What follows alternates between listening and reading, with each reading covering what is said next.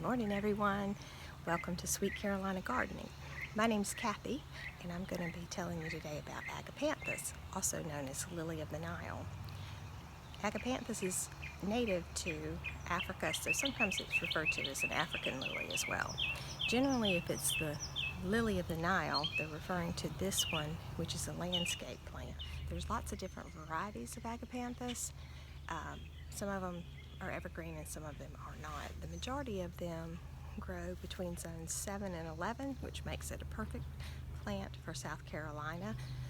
Here we are in zone 8, so we're not too hot and we're not too cold for the Agapanthus, which is great. So I'll have to admit, I didn't put these in. My landscaper suggested these, and I have been so happy with them. What a terrific choice. They just reward me with no effort whatsoever. I fertilize them a couple of times a year, starting in March, and then maybe a couple of months later after that I'll fertilize them again. So they're just a super easy plant. They're resistant to deer, which I have a huge problem with. They're resistant to pests, they're resistant to rabbits. So, and when I say pest, I mean bugs. There's not a lot of bugs that bother those, because deer and rabbit are pests for sure. So I'm going to talk a little bit more about some other varieties, but right now we're talking about the Lily of the Nile, the standard landscaping variety that you would find.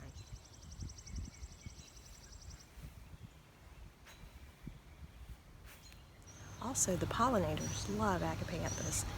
The bees and butterflies come to them, as well as hummingbirds. I see hummingbirds all the time at my Agapanthus, so they love them. You know, they like anything that's kind of a trumpet-shaped flower. So that's another wonderful thing about them. You just can't go wrong. So I'm going to tell you a little bit more about some of the other varieties I have as well. But we're going to move to a different place to talk about that. Okay, different spot. So one of my favorite Agapanthus is the one called Twister, and I'll put a picture up on the screen for you. It has mostly white buds with a purpley blue throat, and it is beautiful and it's been performing well. I bought my Twister online, and right now I don't recall who I got them from, but I couldn't find them anywhere else, so I had to get them online, and they were tiny. Again, I'll show you a picture of what they look like. This is the second season. I put them in last season, but overall I'm pretty happy.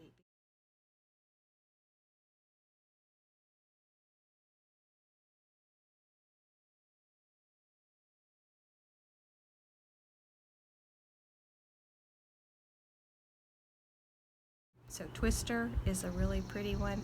I've got one that's white. I don't know the name of it. I'll put the picture up as well. It's just solid white, and when the landscaper put in my blue ones up front, one of them bloomed white. So I got an extra white one because he came back out and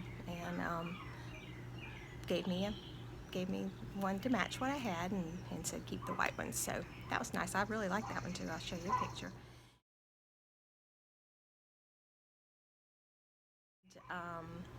So this year I ordered online Agapanthus. It was from Great Garden Plants, and it is called Galaxy Blue, and this is it.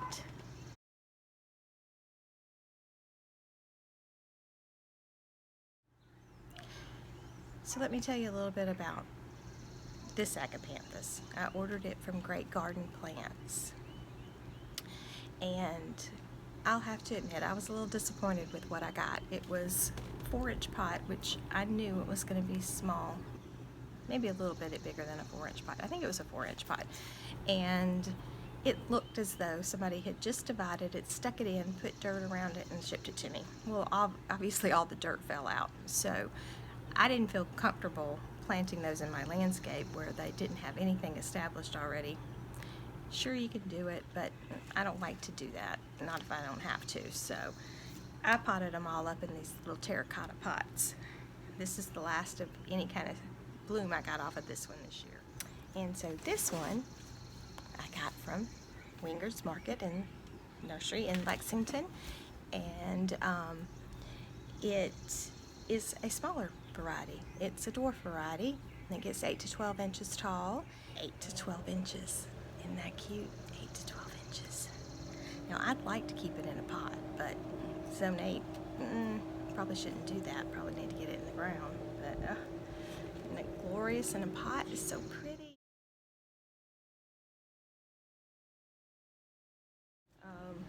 Now, this one is a little past its prime, but one thing about the buds are a little past their prime.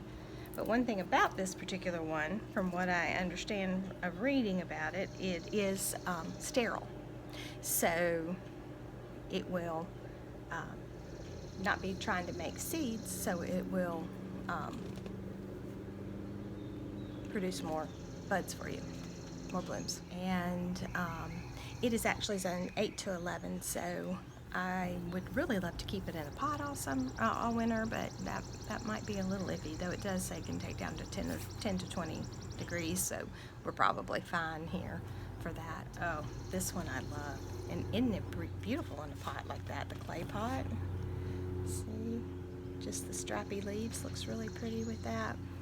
So then there's also a dwarf variety called Peter Pan.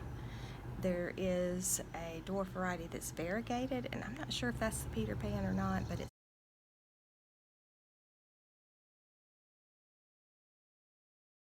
small, same size, and I love that one. It has beautiful, beautiful variegated foliage on it, but it can't take as much sun, so you have to keep it a little bit more sheltered, and definitely stay small.